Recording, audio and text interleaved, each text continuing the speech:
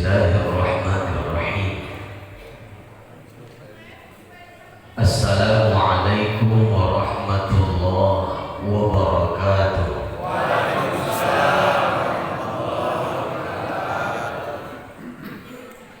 Bu, wait. Assalamualaikum warahmatullahi wabarakatuh.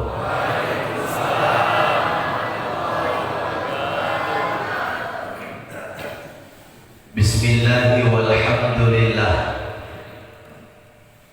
Alhamdulillahilladzi hadana li hada wa ma kunna linahtadiya laula an hadana Allah. Allahumma fassalli wa sallim wa barik ala sayyidil mursalin wa ala alihi wa ashabihi rasulillahi ajma'in. Subhanaka la ilma lana illa ma 'allamtana innaka antal alimul hakim wa la haula wa la quwwata illa billahil aliyyil azim. Bersyukur kita kepada Allah Subhanahu wa taala. Pagi yang mulia ini Allah pilih kita untuk hadir di majelis ilmu. Kita doakan siapa yang hadir hari ini semua masuk ke dalam surga. Mau masuk surga, Pak? Ego mau pulang dari sini ku doakan masuk surga langsung. Ya syaratnya harus mati. Yang punya penyakit mudah-mudahan Allah angkat penyakitnya. Urusan yang sulit dimudahkan oleh Allah. Rezeki yang kurang lancar Allah mudahkan. Yang punya keluarga mudah-mudahan Allah jadikan keluarga sakinah, mawaddah, warahmah. Itu kok marah? Urusan gas-gas itu, Pak. Mudah-mudahan yang Allah karuniakan anak, Allah jadikan anaknya saleh, salehah. Yang belum dikaruniakan Allah anak, mudah-mudahan asbab pertemuan ini Allah berikan anak. Yang belum dapat jodoh, mudah-mudahan dapat jodoh. Ibu nggak usah jawab. Anda jawab orang menciri ini. Salawat dan salam kepada paduka alam yang mulia baginda Rasulullah Muhammad sallallahu alaihi wasallam. Mudah-mudahan dengan rapatnya duduk kita di masjid ini, kita minta kepada Allah begini pula rapatnya duduk kita nanti menatap wajah Rasul di dalam surga. Macam gak senang orang luar tengok. Allah karim. Ke depan Ustaz. Ada Ustaz Jafar, ada Ustaz Saryaman Seragi. Fadhal Ustaz. Aku tak bisa kayak gini. Pokoknya mau pulang aja. Kemari Ustaz. Masih ada lapang lagi. Cuman kayaknya nggak ada. Allah karim. Ada qori internasional kita hari ini.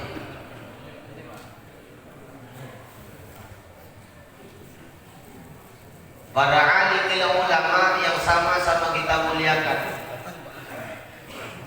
Hadir di tengah-tengah kita Ustaz Hendro sebagai pelopor pertemuan dan pergerakan kita hari ini.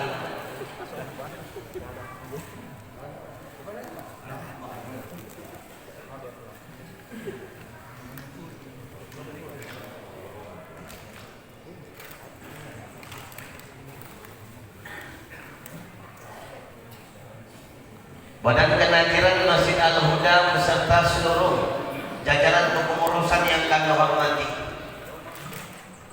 orang-orang tuaku, bapak-bapak, ibu-ibu, jemaah setempat maupun undangan, mudah-mudahan pertemuan kita asbab turunnya hidayah dari Allah Subhanahu wa taala. Bapak Ibu yang mulia, apa kabar semua, sehat? Oh, sehat mau? Yang ngunyah-ngunyah juga, Ustaz dengarkan juga. Tadi sudah didengarkan kepada kita dari forum komunikasi silaturahim masjid dan mushola bahwa alhamdulillah dalam waktu 1,5 tahun lebih kurang 29 masjid dan mushola sudah bergabung dalam forum komunikasi silaturahim ini. Insya Allah ke depan jangankan cuma daerah Menciri, Deli Serdang, bahkan seluruh pelosok negeri akan hadir sungguh berjamaah di tengah-tengah umat. Ini pergerakan sangat luar biasa. Saya teringat firman Allah Subhanahu wa taala dalam Al-Qur'an. Allah menjelaskan bahwa ada dua penyebab Allah tidak jadi hantarkan musibah ke negeri kita.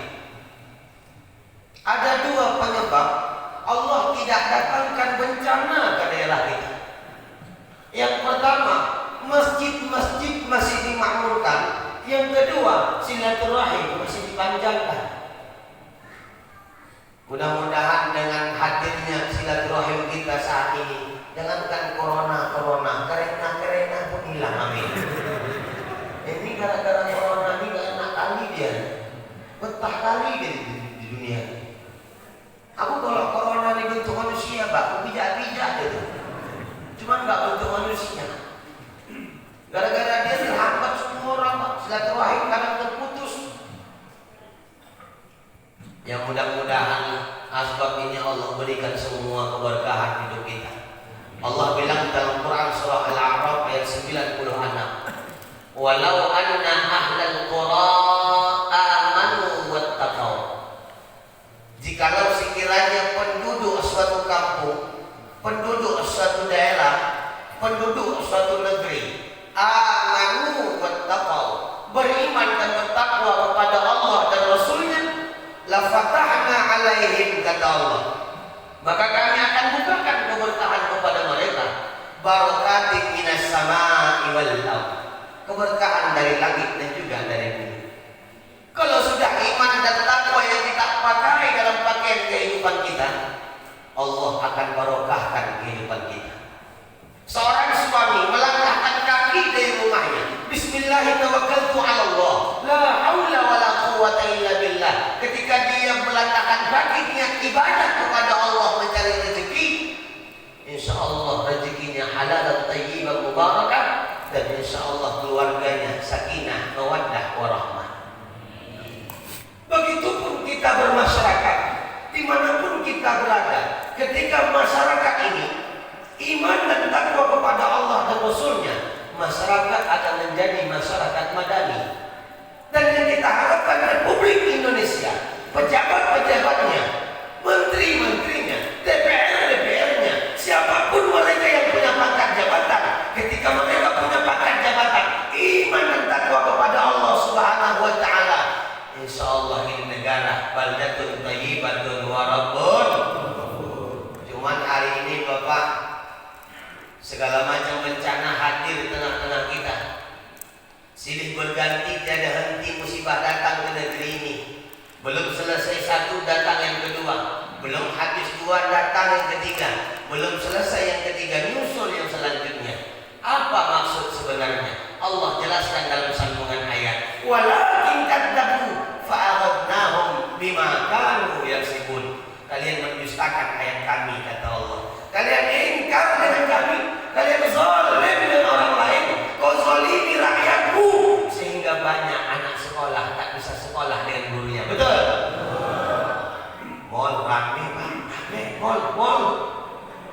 Woi Pak, mall rame. Biru-biru pemandian rame. Ya nggak usah gitu Pak. Biru-biru rame, Bukit Lawang rame. Sekolah sunyi, kasihan sama guru, kasihan sama wali murid. Apa bu? Hah? Sana kita? Itulah payahnya kalau bercakap sama mama ini. Satu dari awak, 10 dari dia. Karena mama kayak gitu ya, Mak. Mama ini kan jago, Bang. Ujungnya lancip. Betul nggak? Sambil nyuci bisa tak ngomong? Bisa, nyuci juga, mulut merepet juga. Disuruh kerja nggak mau, boleh kerja. Makan kita kali mencoba untuk makan. Bayangkan kita kalau suruhnya nggak mau, aku juga capek-capek lagi. Tangan main, mulut juga main. Jangan sempat ada yang salah satu, semua yang kena. Dia udah capek, saya nyuci, capek. Anak ngangkat gelas mau dibawa ke depan minum teh. Jatuh gelas nanti. Hati-hati, udah kupel. Betul jatuh. Begitu jatuh, udah aku bilang kau sama aja sama ayah kau. Ayah kau pula, ayah kau. Ini hebatnya mama. Cuman mama ini banyak mama masuk surga, emang. Ya masuk neraka pun banyak juga. Nah, bahwa keberkahan itu akan Allah hadirkan di tengah-tengah kita kalau beriman dan bertakwa kepada Allah dan Rasulnya. Palsu takwanya kepada Allah kalau cuma takwa kepada Allah tapi tak cinta sama Rasulullah. Berapa banyak hari ini mereka mengaku dirinya iman dan takwa kepada Allah tapi tak cinta sama Rasulullah. Bukti contoh mereka tak cinta sama Rasul, mereka menganggap orang tua Rasulullah masuk dalam nerakanya Allah. Bahkan mereka menghinakan keturunan Rasulullah. Pantas negara ini gak pernah aman, Pak. Kenapa? Di Nusa Kambangan penjara kelas kakap para preman itu dihuni salah satu keturunan Rasulullah Sallallahu Alaihi Wasallam. Habib Bahar bin Ali bin Smith masih di dalam penjara. Cemana negara ini mau aman kalau keturunan Rasul masih kita ini aniaya? Maka kalau hari ini ada orang-orang di sekitar kita tahu dia ada nasab keturunan dengan Rasulullah, jangankan mau memakinya, mengolok-oloknya pun jangan. Kita yang kenal. Diceritakan dalam sebuah kitab, ada seorang ustaz, seorang kiai menyampaikan ceramah tausiah di hadapan banyak jamaah. Dan di kampung itu ada seorang keturunan Rasulullah, namun enggak baik PL-nya kalau kita bilang. Kalau bahasa Arabnya PL, perbuatannya. Lantas itu ustaz menyampaikan sama jamaah, kalian harus begini, jangan macam Habib itu. Dia bilang Habib itu ketika kita sandarkan nasab keturunan kepada Rasulullah, Habib itu katanya. Keturunan Rasulullah itu ada Habib, ada Sayyid. Kalau perempuan ada Sayyidah, ada Syarifah. Ketika dia menyampaikan di khalayak ramai seperti itu, malam dia selalu buat amalan. Dia buat amalan, bagaimana amalannya itu bisa menembus keinginannya. Dan satu-satunya kemauan ulama itu ketika mau tidur, dia berbuat amalan sholawat sebanyak-banyaknya agar dalam tidurnya berjumpa dengan Rasulullah. Alhamdulillah, malam pertama dia tidur berjumpa Rasul, ketika itu Rasul memalingkan wajahnya. Malam kedua dia minta lagi, ya Allah, aku mau jumpa sama Rasul dengan di dalam mimpiku. Dia tambah amalan seperti amalan yang sebelumnya. Alhamdulillah dia jumpa sama Rasul, namun Rasul tetap memalingkan wajahnya. Di malam ketiga dia berbuat amalan lagi sambil berdoa sama Allah, ya Allah, berikan aku jawaban apa maksud paling wajah Rasulullah. Dia tambah amalannya lagi, banyak-banyak salawat mau tidur. Ketika dia tidur malam ketiga, tetap Rasul memalingkan wajahnya. Ketika Rasul memalingkan wajahnya di malam ketiga, dia tarik tangan Rasulullah. Dia bertanya sama Rasul, ya Rasulullah, apa salahku, kenapa kau palingkan wajahmu kepadaku? Simpel, Rasulullah menjawab. Apa kata Rasul? Kau terlalu sibuk mengurusi keluargaku, kata Rasul. Seorang ulama yang bisa bermimpi dengan Rasul. Awak minta mimpi sama Rasul, mimpi sama Syahrini lah.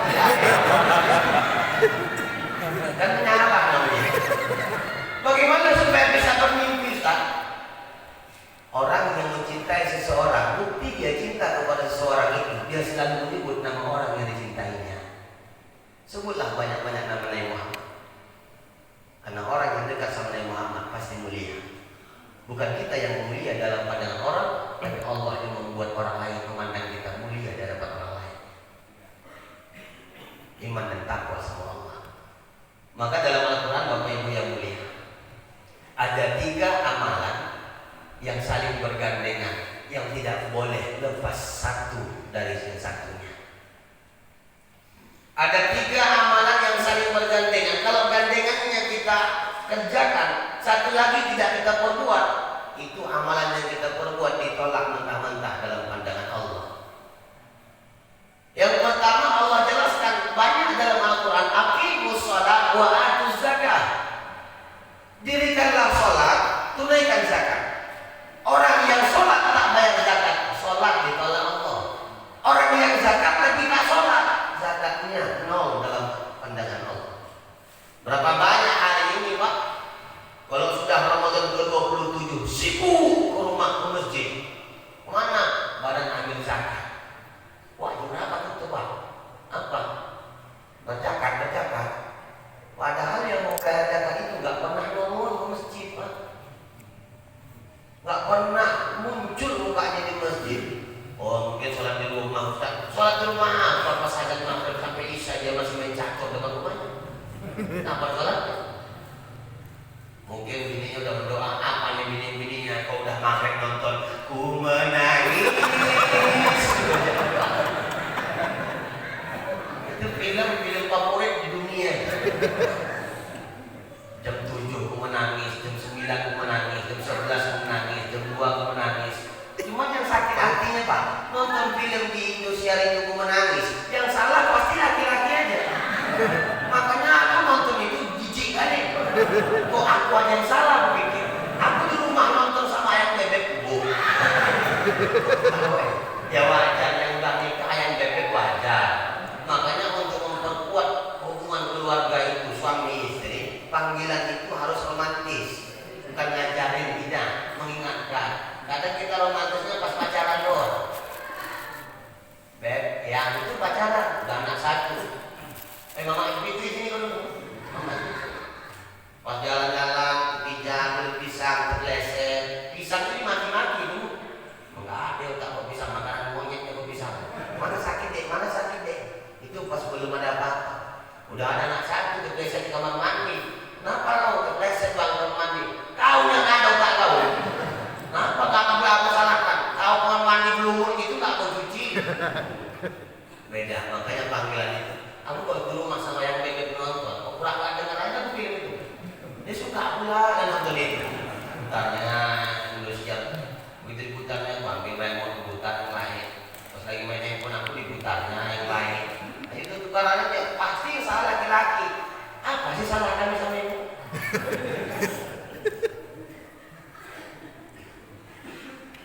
Itu yang pertama, Pak. Orang yang sholat tapi tak berzakat, aqimus shalah wa atuz zakah. Dirikan sholat, tunaikan zakat. Ini amalan 1 gandengan. Jangan coba-coba meninggalkan kegandengan satunya. Sholat tapi tak berzakat, itu sholat ditolak Allah. Zakat tapi tak sholat, zakat pun ditolak Allah. Yang pertama. Yang kedua, amalan yang bergandengan di dalam Al-Quran, Quran surah Al-Imran ayat 112. Hablum minallah wa hablum minan nas. Hubungan dengan Allah, hubungan dengan manusia. Hubungan dengan Allah urusan masing-masing. Aku nggak tahu Bapak rajin sholat subuh ke masjid atau enggak. Bapak juga nggak tahu aku rajin ibadah atau tidak. Itu urusan kita sama Allah. Banggalah kita yang punya ibadah, tapi tolong jangan banggakan ibadah sama orang lain. Saya ulangi. Banggalah kita yang punya ibadah kepada Allah, tapi tolong jangan banggakan ibadah kita sama orang lain. Apalagi sepele dengan ibadah orang lain. Berapa banyak hari ini orang yang sepele dengan amal orang lain? Sikit-sikit bid'ah, sikit-sikit bid'ah, sikit bid'ah, buka kau itu bid'ah, aku bilang. Suka saudara, bid'ah, sesat. Setiap bid'ah itu sesat, masuk neraka. Kan munculnya lanjut kali ya. Maulid bid'ah, mirakan bid'ah. Gara-gara dibid'ahkan, nggak ada orang bermaulid, nggak ada aja orang ini. Kan jadi gara-gara lagi, gara-gara dia lagi.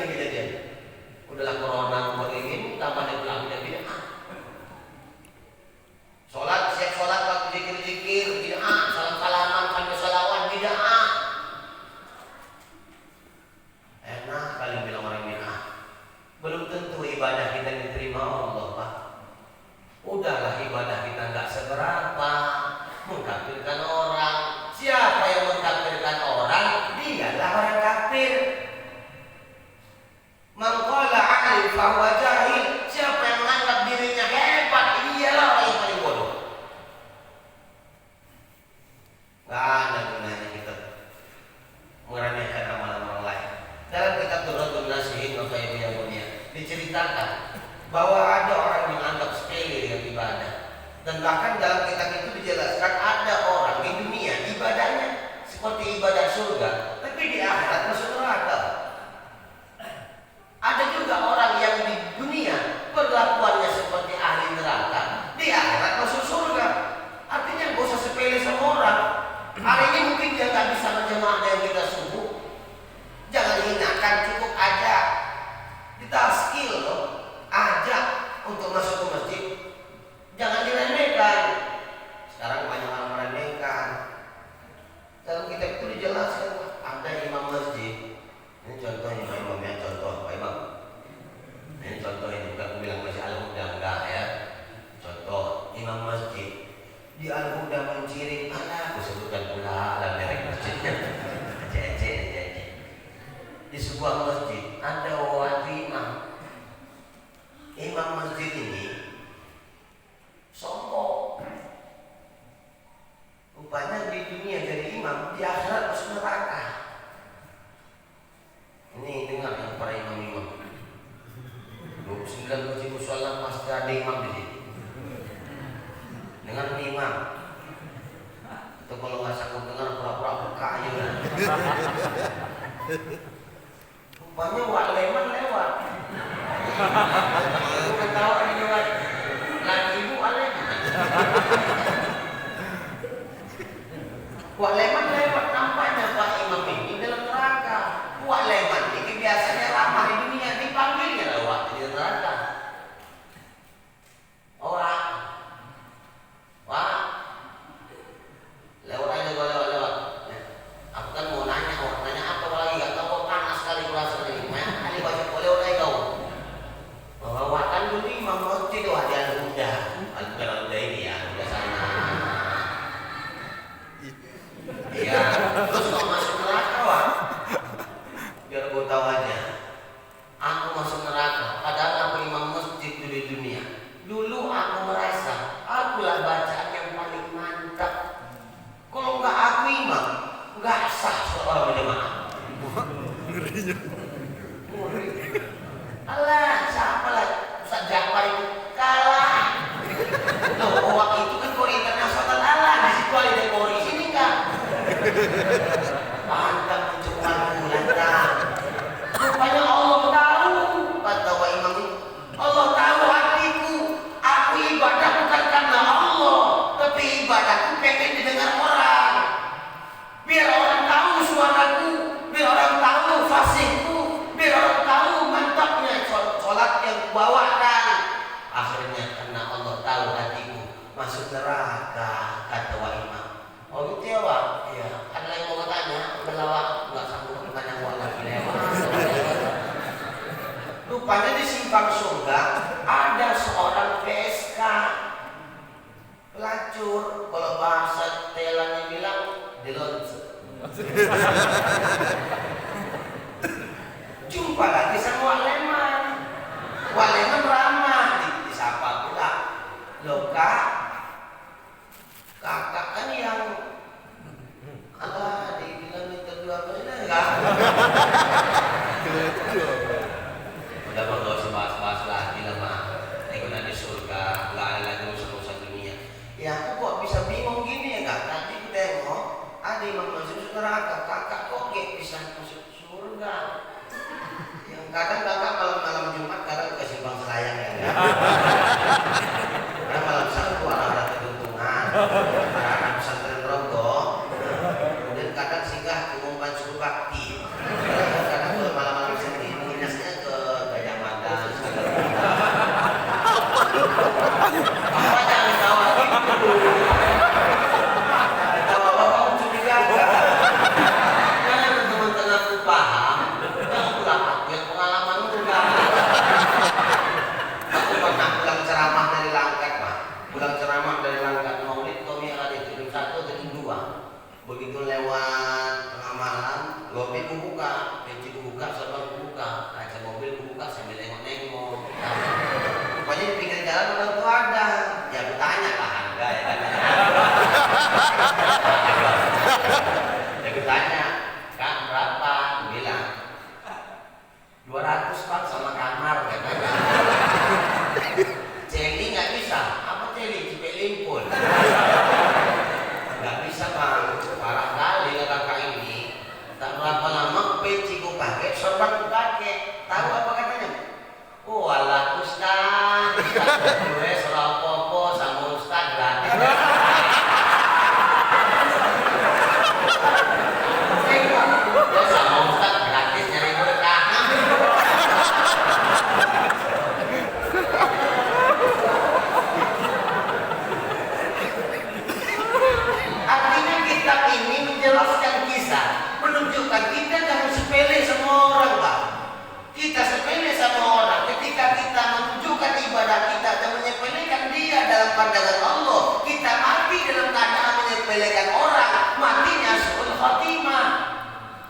Ketika orang yang kita sepelekan ibadahnya, kita hinakan dirinya, kita menganggap kita lebih baik, ketika itu Allah berikan hidayah kepada dia. Ketika dia bertobat, alhamdulillah masuk surga. Contohnya kakak tadi yang sama banyak tanya labang, kata bilang oleh tadi. Kenapa? Abang kan juga pelanggan bukan? Lah kan mau tahu juga tak kok bisa kayak gini.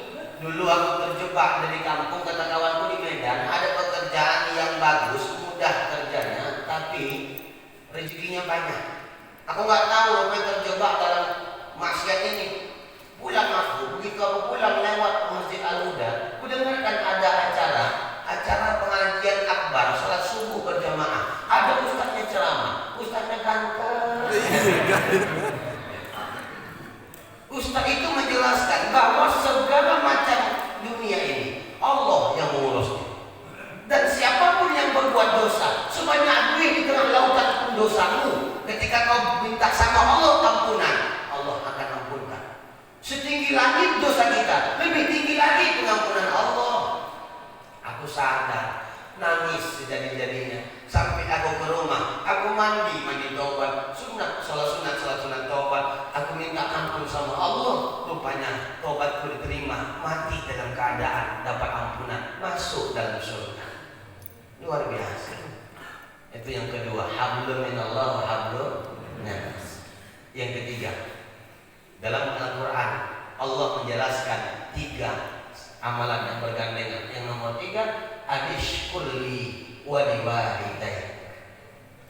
Bersyukurlah kepadaku, kata Allah, dan kepada kedua orang tua.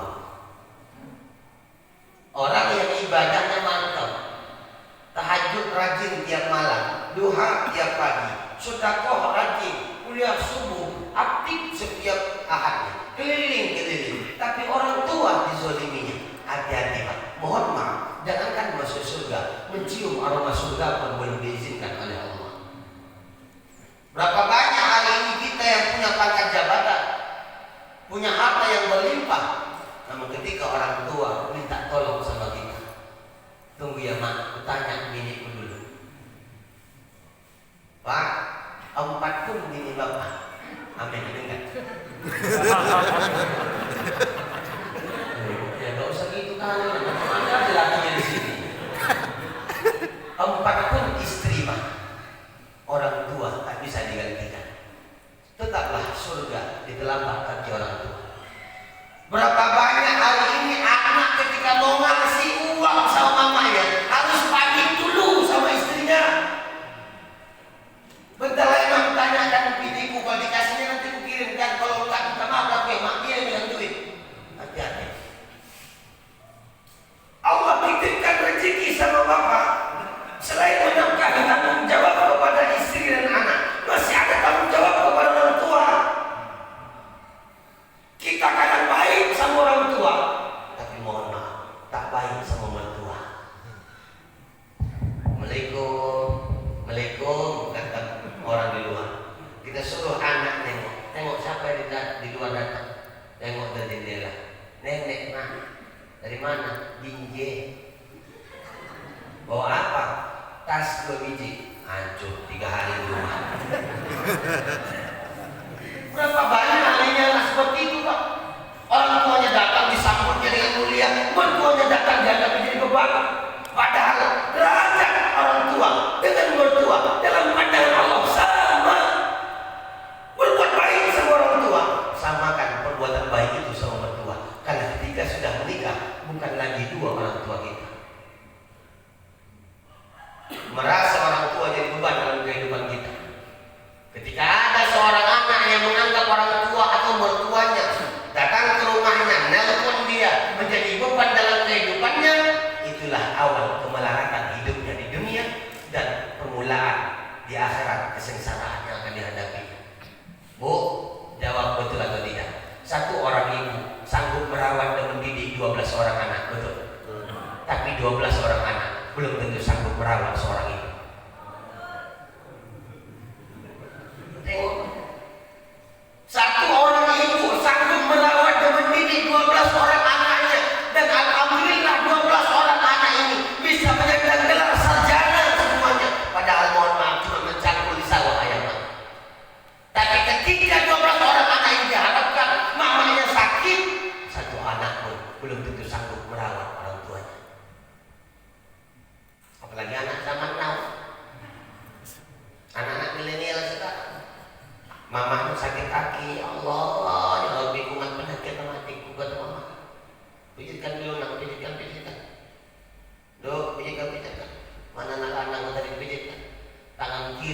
kaki, tangan kanan ngapain? Main handphone Pak. Pulang apa ya? Hormat, dipikir pulang. Pokoknya jauh-jauh, gak ada tidurnya semalam, gak pulang-pulang.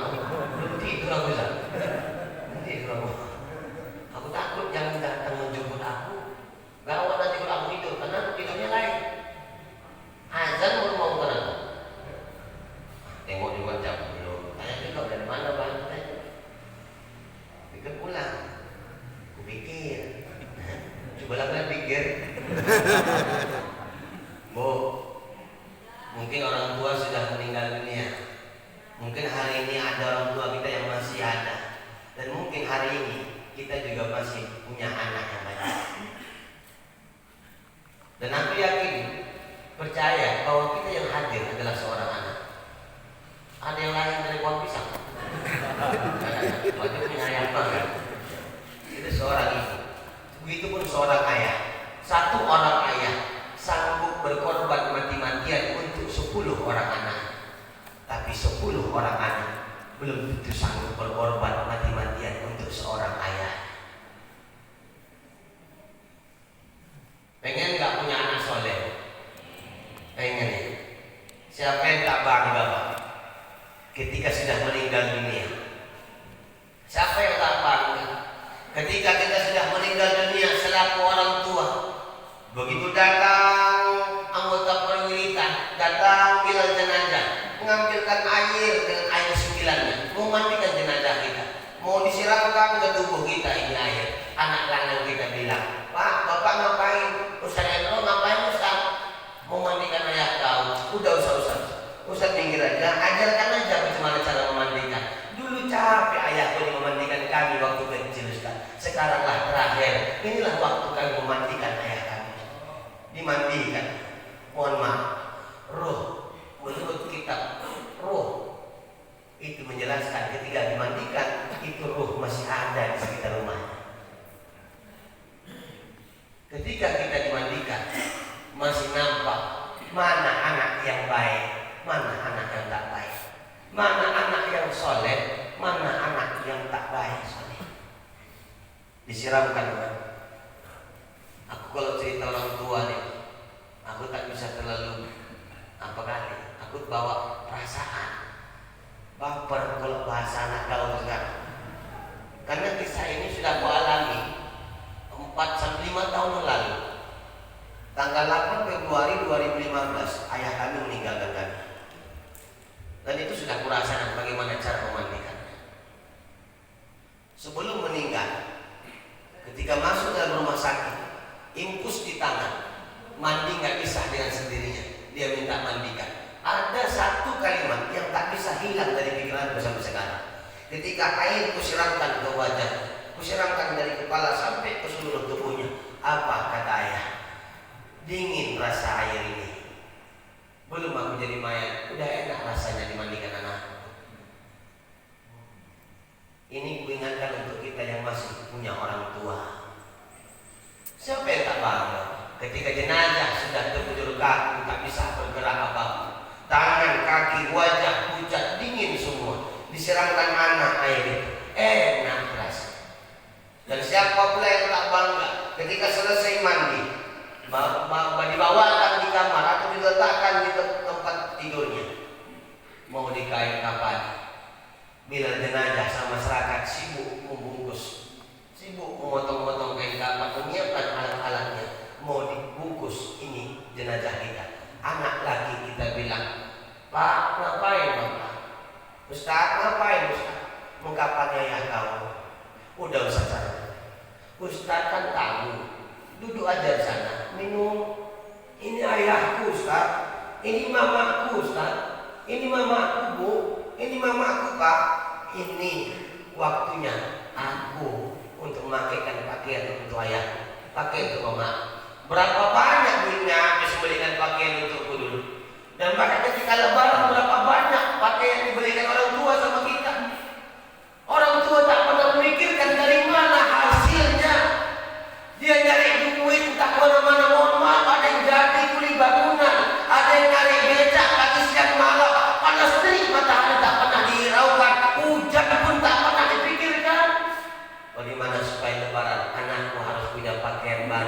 agar tidak diejek dan dihina oleh kawan-kawan. Walaupun dia mempunyai pakaian yang banyak tambalnya.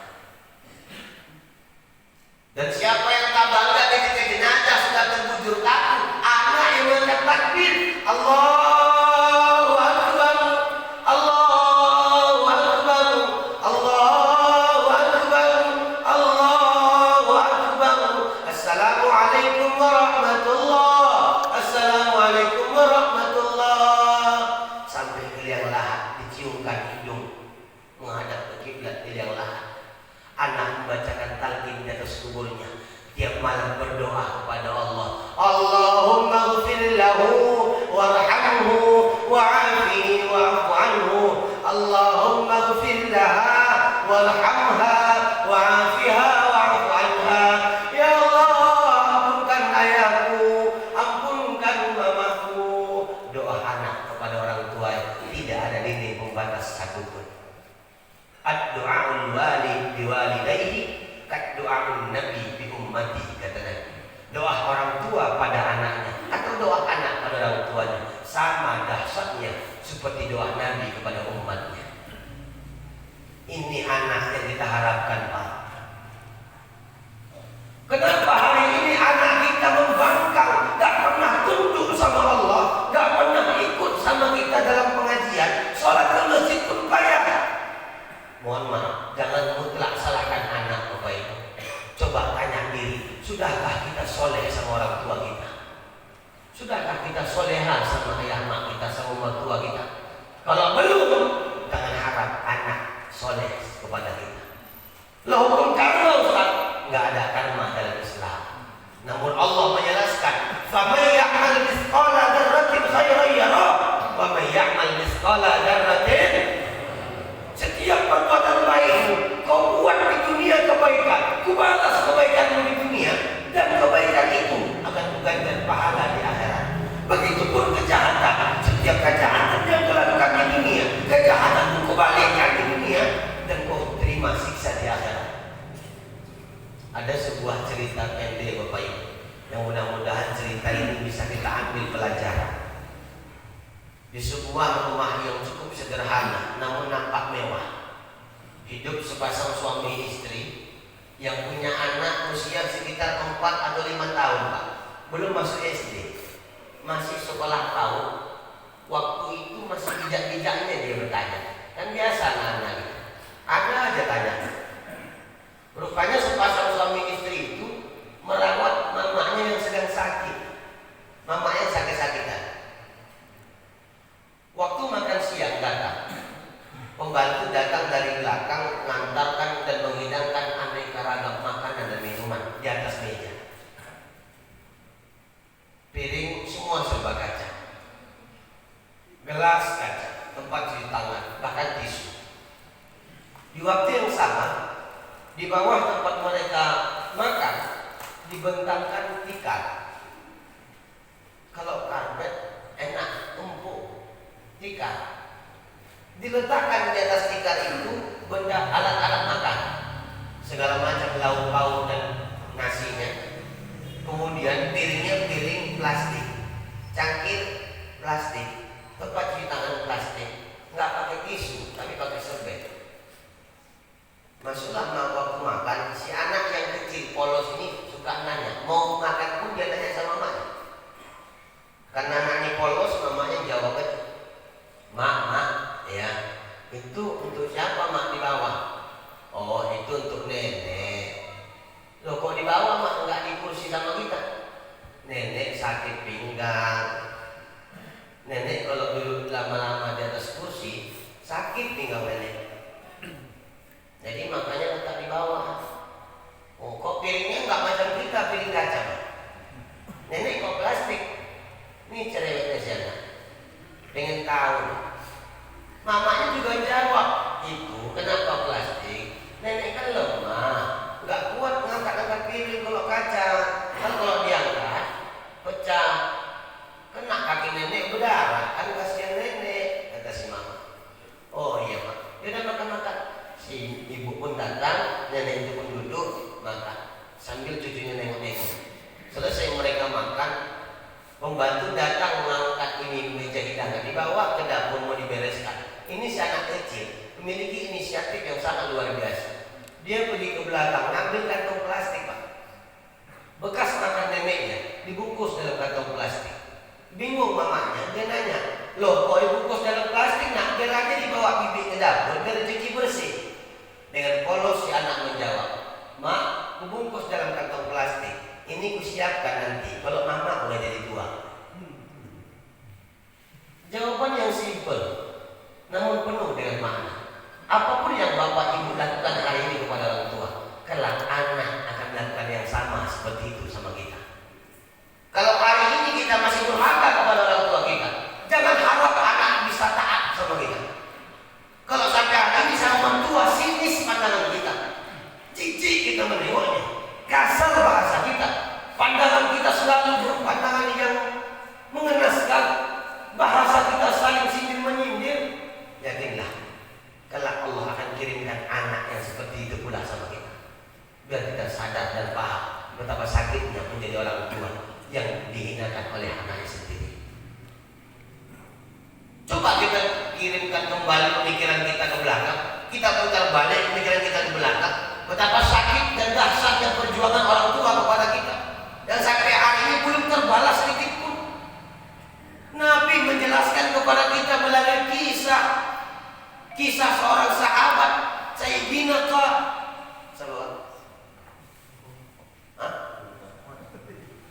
Uwais. Sayyidina Uwais. Ini kisah Uwais sudah cukup memukul hati kita, Pak. Uwais pemuda yang miskin punya penyakit. Saking kan miskinnya tak ada orang yang mau kenal dengan Uwais. Seluruh masyarakat Yaman tak ada yang kenal, bahkan ada yang kenal pura-pura tak kenal. Tapi yakin dan percayalah, 700 tahun sebelum Allah ciptakan langit dan bumi, nama Uwais Al-Qarni sudah terkenal di langit, dan Allah sudah memberikan gelar kepada Uwais menjadi Sayyidul Aulia, pemimpin para wali. 700 tahun sebelum Allah ciptakan langit dan bumi. Uwais Al-Qarni punya seorang ibu buta, sakit-sakitan, hidup di rumah sederhana, sangat luar biasa sederhananya. Jangankan mau beli pakaian dan makanan yang enak dan mewah, pakaian-pakaiannya pun itu aja, kehidupannya nggak banyak. Ketika itu datanglah suatu permintaan orang tuanya yang sangat memukul hati Uwais. Namun dia nggak minta sama anaknya karena dia tahu anaknya nggak sanggup.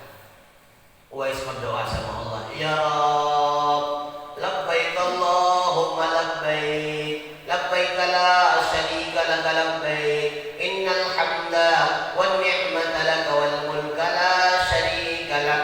Ya Rabb, panggil aku ya Rabb ke Baitullah, aku pengen melaksanakan haji.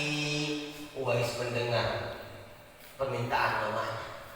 Seorang anak yang baik harus berjuang mati-matian untuk mamanya berangkat haji. Dia ngumpul duit. Dia ngumpul duit bukan ngumpul duit untuk mamanya haji, tidak. Dia ngumpul duit pergi ke peternakan, beli unta. Untanya usia 2 bulan. Itu unta 2 bulan dibawa kemana-mana oleh Uwais. Pagi, siang, sore, malam. Pagi 7 kali turun naik bukit, siang 7 kali turun naik bukit, sore dan malam 7 kali turun naik bukit, menggendong itu lembu. Ada yang bilang unta, ada yang bilang domba. Digendong itu ternak. Luar biasa dahsyat setiap hari. Dalam riwayat menjelaskan, ada yang mengatakan sampai 8 bulan, ada yang mengatakan sampai setahun. Menggendong itu. Mulai kecil usia 2 bulan, semakin besar itu unta atau sapi, begitu dahsyat. Kenapa? Karena dia pengen memikul dan menggendong mamanya dari Yaman sampai ke Makkah. Dahsyat luar biasa perjuangan seorang Uwais. Orang anggap Uwais orang gila,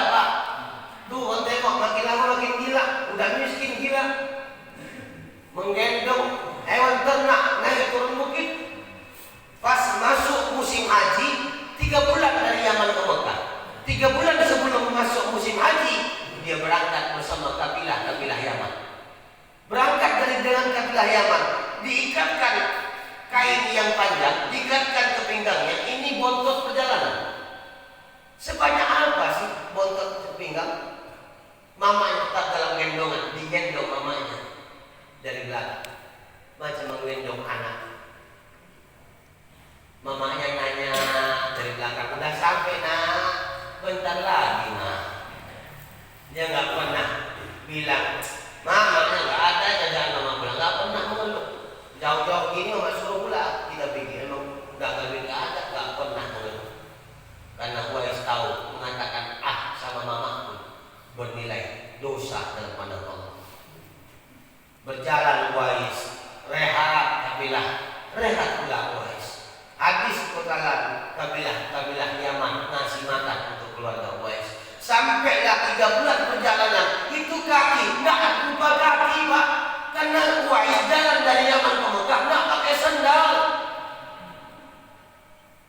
nggak ada duit membeli sendal, luka kakinya, tapak pijakan kaki Uwais semua berdarah.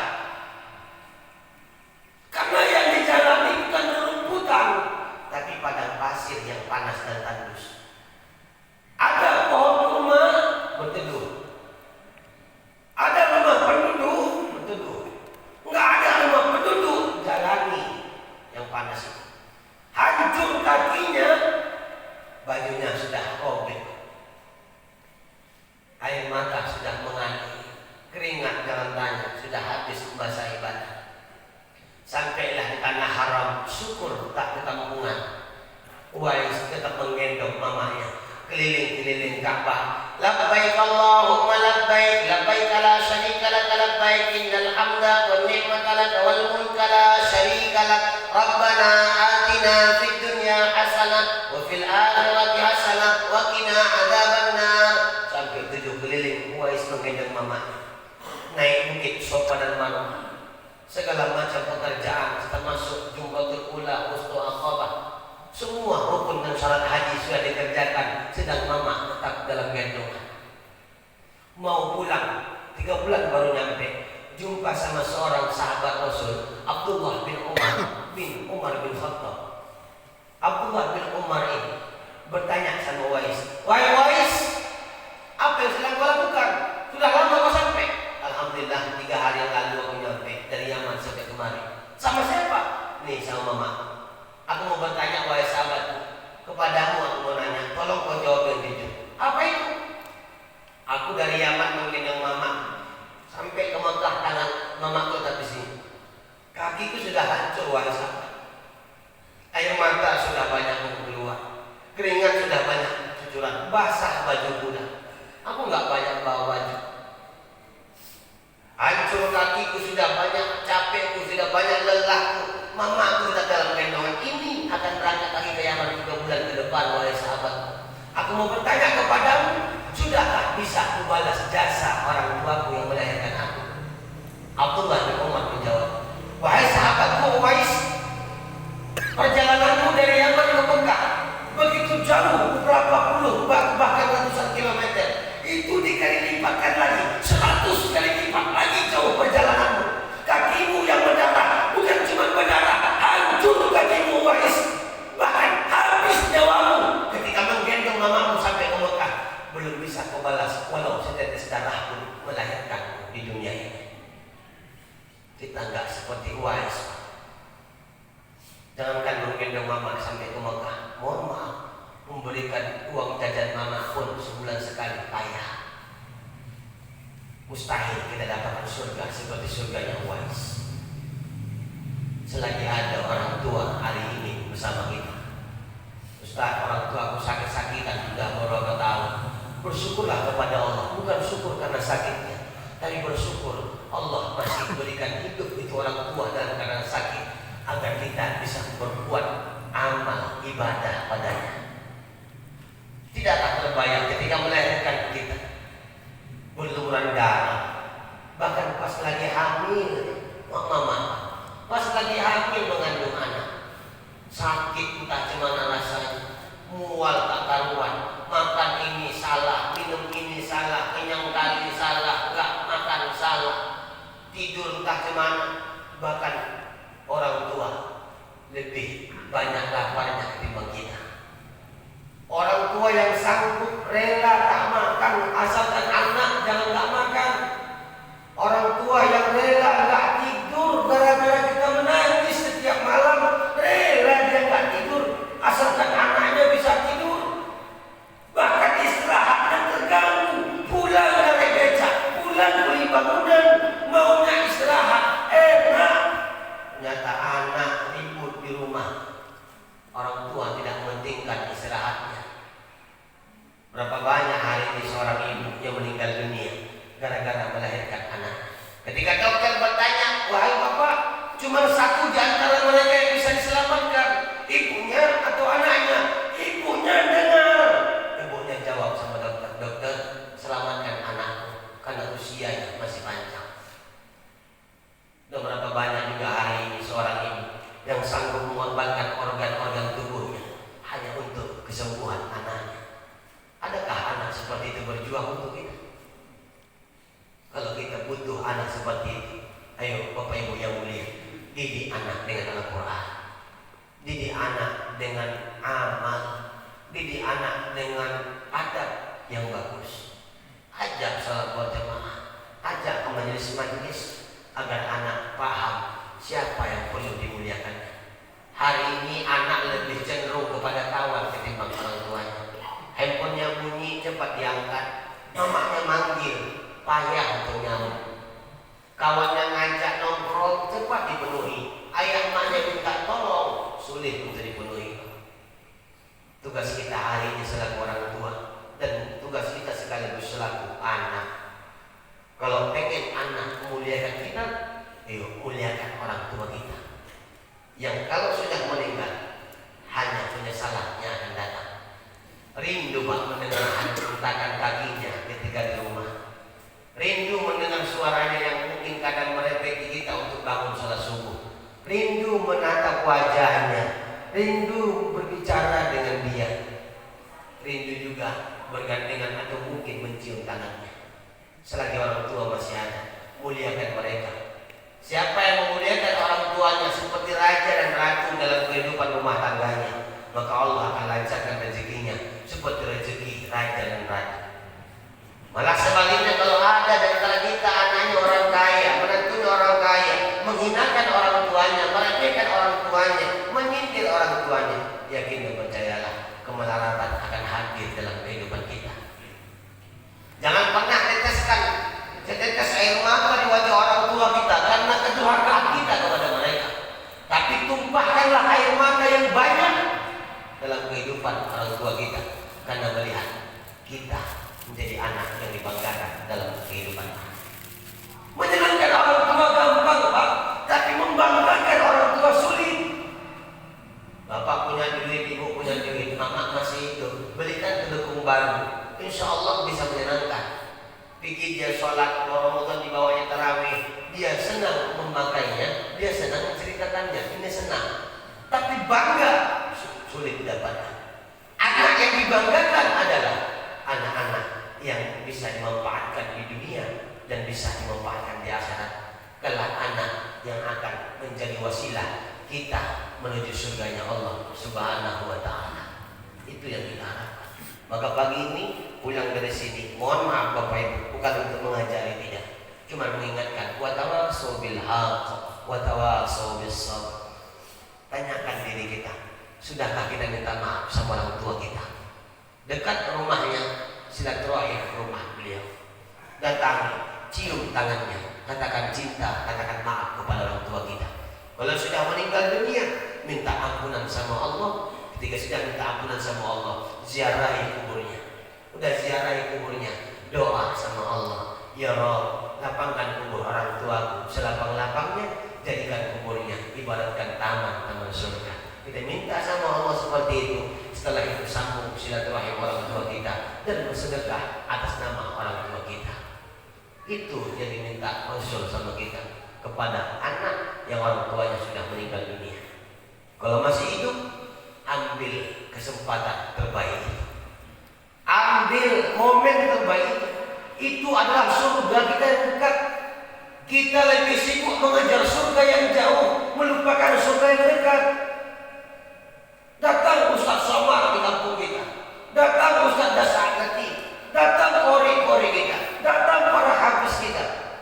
kita sibuk mencium tangannya.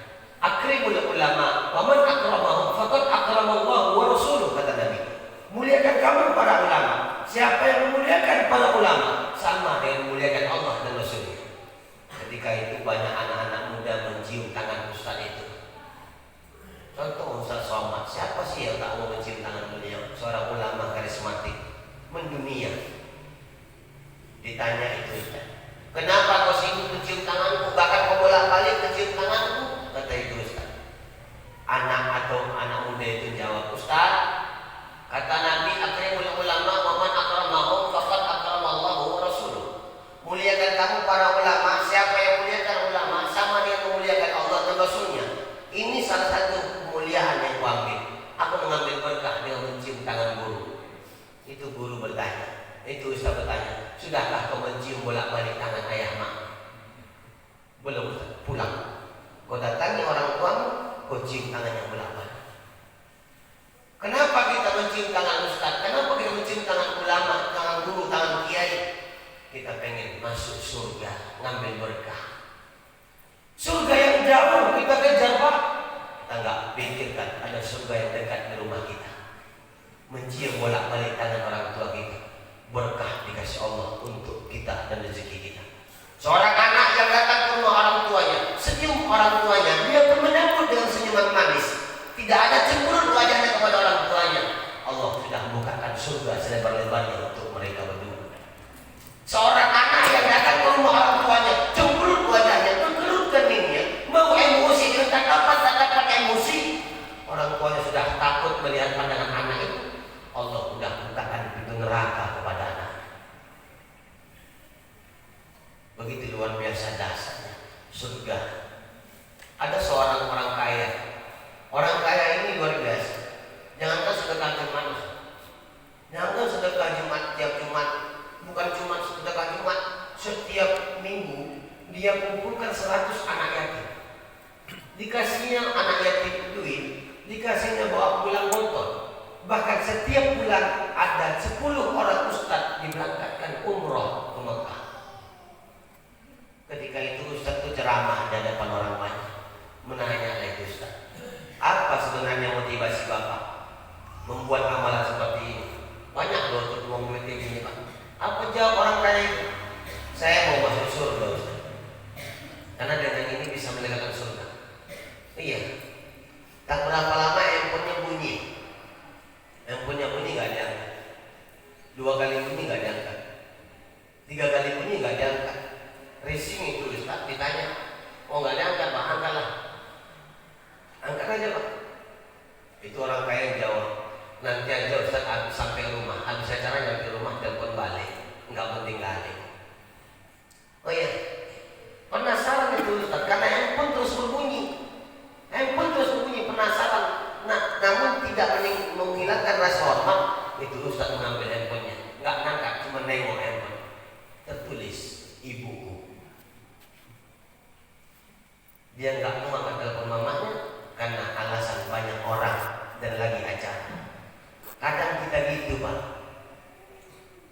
sibuk kita tak ngapa-ngapain dengan orang yang kita mungkin belum menjanjikan surga.